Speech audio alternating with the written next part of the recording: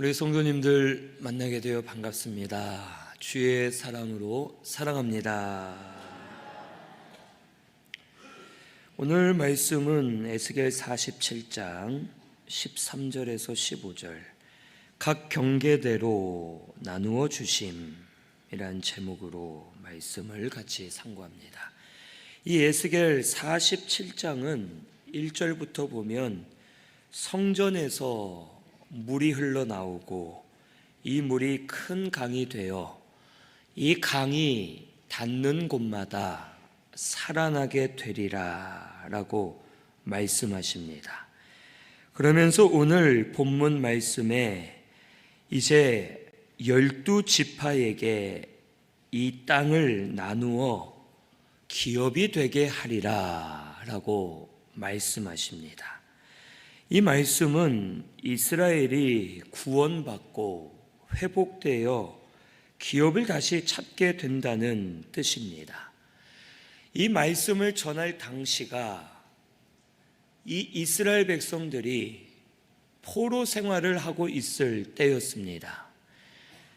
이스라엘 백성들이 3번에 걸쳐 바벨론 포로로 끌려갔는데 제일 처음에 이스라엘 백성들이 포로로 끌려갈 때 그 속에 에스겔도 있었습니다.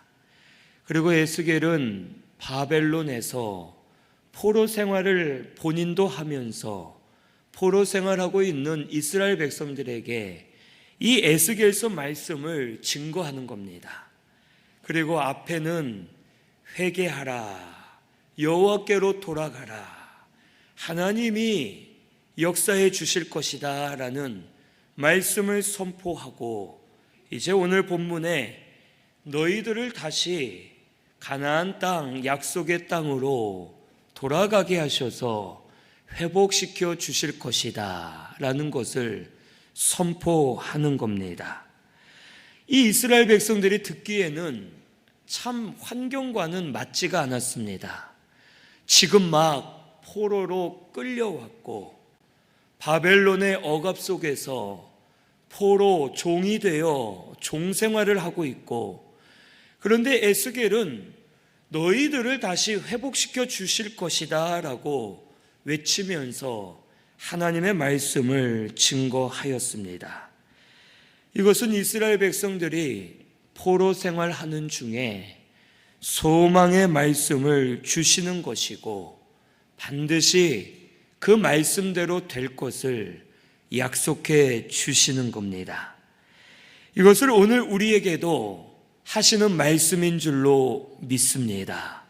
오늘 우리도 소망이 없는 것 같고 길이 막힌 것 같고 앞이 캄캄한 것 같아도 오늘 이 말씀을 내 것으로 받아서 믿으면 하나님께서 이 말씀대로 우리에게 역사해 주실 줄로 믿습니다. 오늘 우리 성도님들은 그것을 믿고 오늘 이 말씀을 나에게 주시는 말씀으로 다 받으시기를 바랍니다. 그러면 심령들이 먼저 회복될 겁니다. 심령이 회복되면 가정이 온전한 성전으로 세워지고 우리 기관과 부서, 교회가 온전한 성전으로 세워져서 다시 되찾고 회복되고 살아나도록 우리들 가운데 하나님이 역사해 주실 겁니다. 오늘 이것을 믿고 말씀을 통해 회복되고 다시 살아나는 역사가 우리 성도님들 가운데 있기를 바랍니다. 그런데 이 말씀에 보면 13절 마지막에 갑자기 요셉만을 말씀하십니다. 요셉에게는 두 몫이니라 라고 하면서 12지파 중에 요셉을 말씀하십니다. 근데 이 12지파의 이름에 사실 요셉 지파는 없습니다. 요셉을 대신하여 그의 두 아들 므낫세와 에브라임을 각각 하나의 지파로 해서 요셉의 후손은 2개의 지파가 되었다는 뜻입니다. 그런데 갑자기 요셉을 말씀하신 이유가 뭘까? 이 말씀을 잘 묵상하다 보면 이 요셉은 본래 이스라엘의 이 야곱의 장자가 아니었습니다. 야곱의 장자는 르우벤이었습니다. 근데 역대상 5장 1절에서 2절 말씀에 보면 이 르우벤은 자기 아버지의 하체를 범하여 장자의 명분을 잃었다고 기록되어 있습니다. 그 말은 르우벤이 아버지 야곱의 첩이었던 여인과 동침을 하게 되었기 때문에 르우벤은 친어머니는 아니지만 어머니를 범한 죄가 되어 결국 장자의 명분을 잃게 되었던 겁니다. 그리고 르우벤을 대신하여 요셉이 장자의 명분을 가져갔습니다. 요셉은 어릴 때 형들에게 팔려서 노예가 되었고 애굽에서 살았지만 끝까지 하나님을 바라보며 믿음으로 살았습니다. 노예 생활을 하고 죄수가 되어 감옥에 갇혔지만 하나님을 원망하지 않고 하나님을 바라보고 찾으면서 그가 믿음을 썼습니다. 그리고 결국 요셉은 애굽의 총리가 되었고 요셉이 총리가 된 일로 인하여 모든 나라들이 흉년 때에 살아나게 되었지만 그때 요셉의 가족들이었던 야곱과 어머니들 그리고 자기의 형제들, 자녀들 모든 이스라엘 가족들이 요셉을 통해 구원을 받았던 겁니다. 그래서 요셉은 혈통적으로 육신적으로 장자의 명분을 받게 된 겁니다. 이 요셉은 11번째 아들이었고 막내 중에 막내였습니다. 그런데 그가 장자의 명분을 받게 된 것은 하나님 앞에 믿음으로 살았기 때문입니다. 믿음으로 하나님을 붙들었고 믿음으로 하나님께 순종하고 하나님 마음을 기쁘시게 해드렸기 때문에 그를 인정해 주셨고 장자가 되게 하셨고 그를 통해 많은 생명을 살리는 역사가 일어나게 된 겁니다. 하나님 앞에는 혈통이나 지식, 환경, 집안, 물질 이런 세상 것들이 중요하지 않습니다. 하나님 앞에는 장자라 해서 무조건 복을 더 많이 받는 것도 아니고 좋은 집안에서 태어났다 해서 하나님의 은혜를 받는 것도 아니고 하나님 앞에서는 믿음으로 순종하며 힘쓰는 자가 가장 기뻐하시는 자이고 그런 자들을 회복시켜 주실 것이고 그런 자들에게 은혜 주실 것을 가르쳐 주시는 겁니다. 즉 이스라엘 백성들이 바벨론의 포로 생활을 할 때 그들을 다 회복시켜 주시는 것이 아니라 하나님을 바라보며 앙망하는 자들, 하나님 앞에 믿음을 쓰는 자들, 요셉과 같이 하나님을 믿음으로 붙드는 자들, 그런 자들에게 포로에서 회복시켜 주시고 하나님의 구원을 보게 하셔서 저들이 살아나게 될 것을 가르쳐 주시는 겁니다. 오늘 우리도 은혜 받는 방법은 딱 한 가지입니다. 목사의 아들이라고 은혜 저절로 받는 것 아닙니다. 어느 집안 어느 출신이라고 은혜 받는 것 아닙니다. 딱 한 가지, 하나님을 앙망하며 믿음으로 사는 자, 말씀을 붙들고 순종하는 자, 그런 자들에게 하나님 은혜 주시는 줄로 믿습니다. 우리 성도님들은 다 은혜 받는 자들이 되시기를 바랍니다. 내가 가진 것, 세상의 조건 아무 소용없습니다. 하나님을 바라보면서 하나님만 따라가려 힘쓰고 믿음으로 순종하는 자를 하나님은 마음에 합한 자로 여기시고 기뻐하시면서 그러한 이들에게 은혜 부어주시는 하나님이심을 우리에게 가르쳐 주십니다. 우리 하나님을 앙망하며 바라보는 우리 성도님들 되시기를 바랍니다. 세상이나 사람을 바라보지 말고 여행이나 수단 방법을 바라보지 말고 이제는 우리 하나님을 바라보면서 하나님을 앙망하여 쫓아가고 하나님 말씀을 순종만 하면 하나님이 영적 장자로 세워주실 것이고 합당한 은혜, 필요한 은혜를 우리에게 부어주실 줄로 믿습니다. 여기 근데 14절에 보면 이 기업이 옛적에 맹세하신 땅이라고 말씀하십니다. 이 말씀은 아브라함을 통해 약속하신 땅을 말합니다. 가나안 땅이고 그 땅을 너희에게 기업으로 주겠다라고 말씀하십니다. 그런데 실제로 이스라엘은 이 약속의 땅을 이미 기업으로 받았었습니다. 그런데 하나님이 이렇게 말씀하시는 이유는 첫째, 하나님이 주셨지만 빼앗길 수도 있음을 우리에게 가르쳐 주시는 겁니다. 이스라엘 백성들은 약속의 땅을 이미 받았었고 축복을 많이 받았었고 하나님의 은혜를 많이 받았었습니다. 하지만 그것을 지키지 못하고 빼앗기고 망하게 된 겁니다. 하나님이 주셨다고 해서 영원히 내 것이 아닙니다.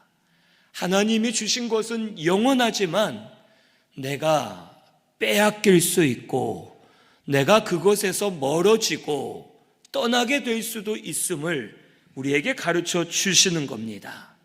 우리는 주신 은혜를 지켜야 됩니다. 우리 성도가 새로운 은혜 달라고 기도할 때가 많습니다. 하지만 새로운 은혜보다 이미 주신 은혜를 먼저 지켜야 됩니다. 마태복음 25장 29절에 보면 무릇 있는 자는 더하여 주실 것이요 없는 자는 있는 것까지 빼앗기리라 라고 말씀하셨습니다. 은혜를 잘 지키는 자에겐 하나님이 은혜를 더 부어 주십니다. 하지만 나에게 주신 거 다 잃어버리고 새로운 은혜를 구해봤자 그 은혜를 받을 수가 없는 겁니다. 오늘 우리 신순교회 성도님들은 받은 은혜가 많이 있는데 그 은혜를 감사히 여기면서 잘 지켜나가는 우리 성도님들 되시기를 바랍니다. 은혜 주신 거 감사하면서 그 은혜를 붙들면 하나님이 더 은혜 주십니다. 감사하는 자에게 풍성하게 하시고 많이 부어주셔서 하나님의 은혜로 살게 하시고 더 감사가 넘치도록 역사해 주실 줄로 믿습니다. 두 번째로는 다시 받으려면 힘써야 됩니다. 이 은혜는 하나님이 처음에는 거저 주시지만 다음에는 내가 힘써야지만 받을 수가 있는 겁니다. 이스라엘 백성들이 처음에 솔로몬 성전을 건축할 때 쉬웠습니다. 다윗이 재료를 다 준비해 놨고 솔로몬은 지혜가 넘쳤고 주위의 나라들이 서로 돕고자 했고 몇십 년 걸릴 성전을 7년 만에 아주 빠르고 온전하게 잘 건축하면서 성전을 아주 크고 아름답게 세웠습니다.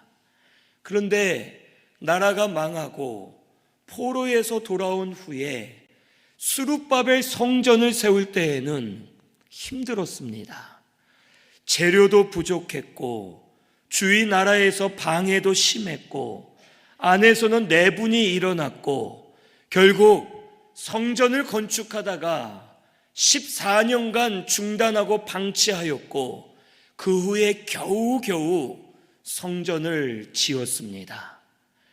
그 성전을 짓고 많이 힘들었지만 그래도 이스라엘 백성들이 감사하면서 하나님의 은혜를 찬송할 수 있었습니다. 오늘 우리도 은혜를 다시 받을 때에는 힘듭니다. 힘을 써야 됩니다. 고난도 옵니다. 그런데 내가 힘써서 다시 받을 때에는 그 은혜가 아주 귀하게 되는 겁니다. 부스러기의 은혜라도 큰 은혜처럼 여겨지고 그 은혜를 내가 힘써 받았기 때문에 그 은혜로 힘을 얻게 되고 그 은혜를 사모하게 되고 더 힘쓰는 자가 되는 겁니다. 이런 우리 성도님들 되시기를 바랍니다. 우리 다시 일어나서 우리 함께 힘써 은혜 받는 우리 신순교회가 되시기를 바랍니다. 그때에 받는 은혜는 예전의 은혜와는 비교할 수 없습니다. 작은 것 같지만 나에게는 이 생명을 주는 은혜고 숨통을 틔워주는 은혜이고 내가 살아나는 은혜가 되어서 그 은혜를 통하여 심령들이 회복되고 빼앗긴 것들을 다시 회복하는 역사가 일어나게 될 줄로 믿습니다. 우리 저절로 있어서 은혜 받는 것 아닙니다. 이제 우리 다 같이 일어나서 우리 영시예배 말씀이 온전한 성전 함께 지어져 가라 라는 말씀이었는데 우리 다 일어나서 힘쓰며 함께 지어져 갈 때 하나님께서 더 귀한 은혜를 우리에게 부어주실 줄로 믿습니다.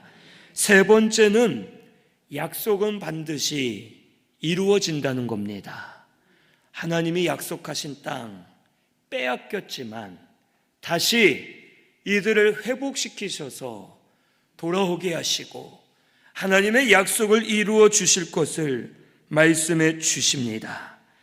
그리고 이 약속을 이루어 주실 때 우리는 그 약속에 참여하며 감사하게 되고 기뻐하게 되고 살아나도록 역사해 주실 겁니다. 우리는 연약합니다. 우리는 육신을 입고 있기 때문에 죄에 약하고 연약한 자들이라 하나님의 약속을 어길 때가 있고 약속을 알면서도 지키지 못하고 의심할 때도 있습니다. 하지만 우리 하나님은 약속을 끝까지 붙드시고 이루어 가시는 분이십니다. 우리 하나님이 지금도 우리에게 약속 이루어 가고 계심을 믿으시고 믿음으로 다시 구하면 하나님께서 다시 부어 주실 줄로 믿습니다. 어떤 분이 이 방언 받고 싶은데 방언이 종류가 많지만 이 천사의 말을 하는 못 알아듣는 방언도 있고 때로는 외국어로 방언을 주실 때도 있습니다. 그래서 이분이 하나님 외국어로 방언을 좀 주십시오. 그리고 이왕이면 폼나게 영어나 불어로 주십시오.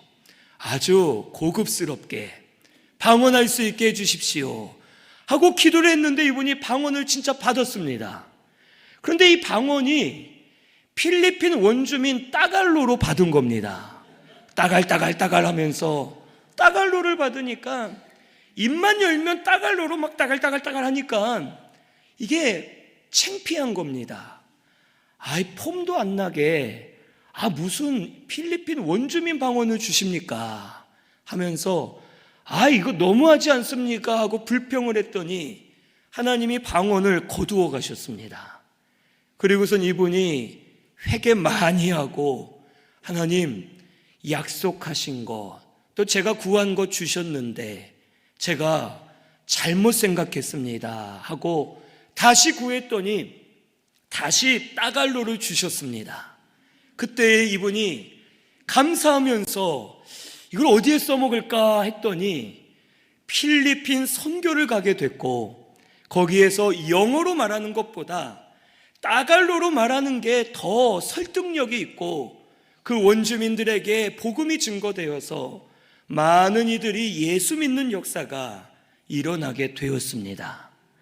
하나님은 주신 것 우리가 감사하지 않으면 거두어 가실 때도 있지만 다시 구하면 하나님 약속하신 대로 우리에게 부어 주십니다. 오늘 우리 성도님들 받은 은혜 빼앗겼으면 다시 구하시기를 바랍니다. 예전에 이러이러한 은혜들이 있었는데 하나님, 제가 빼앗겼습니다. 하나님이 약속으로 주신 건데 다시 받기를 원합니다 하며 구하면 하나님께서 다시 부어주실 것이고 다시 역사해 주셔서 하나님 은혜로 살도록 인도해 주실 줄로 믿습니다. 우리 주신 은혜 빼앗길 수 있고 빼앗기면 다시 힘써 받아야 되지만 하나님이 또 주실 줄로 믿고 다시 구하면서 하나님 은혜를 받아 은혜로 살아나는 저와 우리 성도님들 되시기를 바랍니다. 여기 14절 하반절에 보면 이 땅을 주시는데 너희는 공평하게 나누어 기업을 삼으라고 말씀하십니다. 이 공평하게 나누어 주라라고 하셨는데 사실 이스라엘 백성들이 공평하게 받지 않았습니다. 이 12지파가 땅을 분배할 때 어느 지파는 땅이 이만큼 컸고 어느 지파는 요만했고 그럽니다. 그런데 또 어느 지파는 땅은 요만한데 예루살렘이 있는 중심지를 받았고 어떤 지파는 땅은 이만한데 황무지가 많이 있는 땅을 받았고 각자 땅의 크기와 용도와 중요성이 다 달랐습니다. 그런데 하나님은 이걸 공평하다라고 말씀하십니다. 성경에서 말하는 공평은 이 세상의 공평과는 다릅니다. 이 세상은 무조건 똑같이 주는 게 공평입니다. 그런데 성경에서는 그 사람의 자격에 맞게 감당할 수 있을 만큼 주는 것이 하나님의 공평입니다. 만약 그렇지 않으면 내가 감당할 수 없을 때 더 많이 받게 되면 그것이 나를 죽이는 것이 되고 망하게 하는 것이 되기 때문에 하나님은 우리를 사랑하셔서 우리에게 맞게끔 주시는 것이 하나님의 공평임을 가르쳐 주십니다. 그래서 우리는 실력을 만들고 자격을 만들어야 되는 겁니다. 영이 자라지 않았는데 물질만을 요구하는 성도들은 그 물질로 망하는 겁니다. 물질을 주면 교회를 떠나고 믿음을 떠나고 자기의 길로 가다가 망해서 나중에 모든 걸 잃고 겨우겨우 돌아오는 이들도 많이 있습니다. 그래서 하나님은 우리에게 맞게끔 공평하게 주시는 겁니다. 세상이 이 공평을 이해하지 못하는 것은 하나님의 주권을 인정하지 않기 때문입니다. 우리는 맨몸으로 태어났습니다. 혹시 나 태어날 때 100만 원 들고 태어났다 하시는 분 계시면 손 들어보세요. 아무도 없습니다. 우리는 맨몸으로 와서 지금 이만큼 우리가 누리고 생활하는 것 다 하나님이 은혜로 주신 겁니다. 하나님이 주신 것 자체가 은혜인 겁니다. 그런데 더 많이 안 준다고, 저 사람보다 나 많이 안 준다고 공평하지 않다 하고 하나님을 원망하고 불평할 때가 많은 겁니다. 제가 여기 계신 우리 성도님들 맛있는 초콜릿을 만약에 드린다고 했을 때 다 하나씩 드리지만 몇몇 분만 10개씩 드린다 하면 저 원망할 수 있습니까? 없습니까? 없죠. 저를 원망하면 안 되죠. 초콜릿 주는 것 자체가 은혜 아닙니까? 근데 벌써 우리는 이런 생각을 가지는 겁니다. 왜 저 사람만 10개 줘? 나는 하나 주고. 아니, 하나 준 것도 감사한데 10개 안 줬다고 불평하는 게 우리 사람의 죄성입니다. 다 하나씩 받았으면 누가 10개, 100개를 받던 우리는 감사해야 되는 겁니다. 이 세상에서 하나님이 지금 은혜로 우리가 이만큼 살고 있는 겁니다. 그런데 우리는 저 사람만큼 많이 안 줬다고 공평을 따지면서 하나님을 원망합니다. 아닙니다. 우리에게 맞게끔 자격만큼 주시고 그것으로 내가 자라나고 만들어지는 것이 하나님의 은혜인 줄로 믿습니다. 정말 억울하면 영적 실력을 많이 만드시면 됩니다. 많이 만들어서 감당할 자격이 되면 많이 부어주실 겁니다. 하지만 그때에는 많이 주셔도 주를 위해 사용하고 믿음으로 살기 때문에 오히려 주신 것이 유익이 되고 하나님 영광이 드러나게 되는 겁니다. 오늘 우리 신승교회 성도님들은 지금 나에게 주신 것이 가장 알맞게 주신 줄을 믿으시기를 바랍니다. 그리고 영적 실력을 만들면 더 주실 겁니다. 우리 영적 실력을 먼저 만드는 우리 성도님들 되시기를 바랍니다. 하나님은 우리의 모든 것을 아십니다. 우리에게 맞게끔 지금 역사하고 계시는 줄로 믿고 내가 실력을 만들고 자격을 더 만들면 또 더 부어주실 줄로 믿고 믿음으로 잘 세워져 가는 우리 성도님들 되시기를 바랍니다. 여기 15절에 보면 땅의 경계선을 이렇게 하라라고 20절까지 말씀하시는데 여기 15절에 북쪽에서부터 시작합니다. 이 이스라엘 백성들이 처음 가나안 땅에 들어갈 때 민수기 34장에 보면 그때에도 땅 분배하는 내용이 나오는데 그때에는 남쪽에서부터 경계선을 나누어 주시는데 오늘 말씀은 북쪽에서부터 나누어 주십니다. 이 북쪽은 심판의 방향입니다. 심판하시는 방향입니다. 이 말씀은 심판 중에라도 고난 중에라도 하나님의 경계를 잘 지키면 하나님이 회복시켜 주시겠다는 뜻입니다. 마귀는 하나님이 정해주신 경계를 무너뜨리려 합니다. 하나님과 사람의 경계, 사람과 사람의 경계, 자연 만물의 경계, 모든 질서와 경계들을 사탄은 무너뜨리려 하고 그것이 무너질 때 죄가 되는 겁니다. 남자와 여자가 가정을 이루어야 되는데 남자와 남자, 여자와 여자 이런 식으로 경계를 조금씩 무너뜨려 죄의 길로 가게 하면서 그것이 죄인 줄을 모르게끔 우리에게 역사하는 겁니다. 하지만 우리가 하나님의 경계를 잘 지키면 심판 가운데서도 우리를 건져내어 주실 겁니다. 회복시켜 주실 겁니다. 우리 하나님이 정해주신 경계를 잘 지켜야 될 줄로 믿습니다. 하나님의 경계는 뭐겠습니까? 말씀입니다.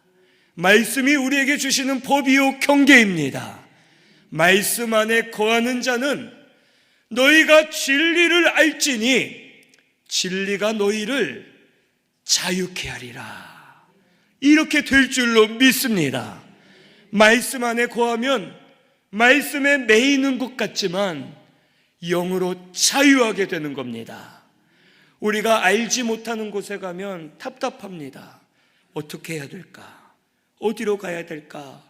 알지 못하는 데 가면 나는 자유한 것 같은데 마음은 자유하지 않습니다. 하지만 그곳의 모든 것을 다 알고 있으면 이건 이렇게 하면 되고 저건 저렇게 하면 되고 알고 있는 사람은 몸은 갇혀 있는 것 같지만 마음은 자유하면서 무엇이든지 할 수 있는 겁니다. 우리 하나님 말씀이 우리에게 세워주신 경계인 줄로 믿고 우리에게 주신 법인 줄로 믿고 말씀의 경계 안에 사는 우리 성도님들 되시기를 바랍니다.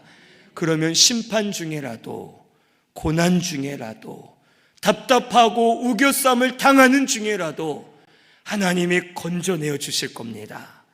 자유하는 자들이 되게 해 주실 것이고 영으로 사는 자들이 되게 해 주실 것이고 잘 세워져서 회복되도록 우리들 가운데 주장해 주실 줄로 믿습니다. 우리 말씀 하나님의 경계 안에 사는 저와 우리 성도님들 되시고 우리에게 가장 합당하게 주신 줄로 믿고 감사히 여기면서 하나님을 앙망하는 우리 신순교회 성도님들 꼭 되시기를 바랍니다.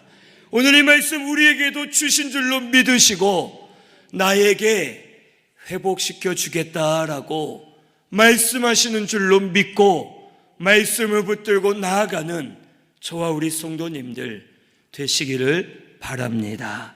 우리 말씀 생각하면서 통성으로 같이 기도하겠습니다.